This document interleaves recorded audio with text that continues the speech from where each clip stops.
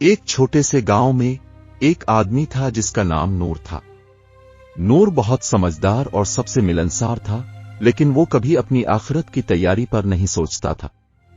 वो हमेशा दुनिया की चीजों में मसरूफ रहता, पैसा कमाने और अच्छी जिंदगी जीने में। एक दिन उसने सुना कि एक मशहूर आलम गांव में आने वाले हैं जो आखिरत की अहमियत पर बात करेंगे।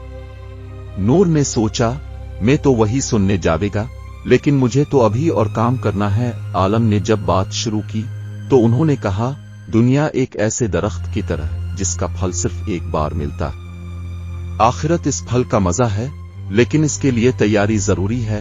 उन्होंने ये भी कहा, जो लोग सिर्फ दुनिया की चीजों में उलझे रहते हैं वो अक्सर आखिरत को भूल जाते हैं। नूर ने उनकी बातें ध्यान से सुनी। उसने महसूस किया कि वो सिर्फ दुनिया में खुश रहने की कोशिश कर रहा है, लेकिन इसने अपनी आखिरत की तैयारी नहीं की।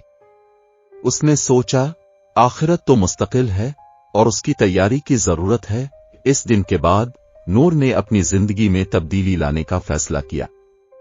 उसने ज्यादा से ज्यादा इबादत करने का इरादा किया, लोगों की मदद की और अपने घमंड को भूलकर सबके साथ अच्छे से पेश आने लगा।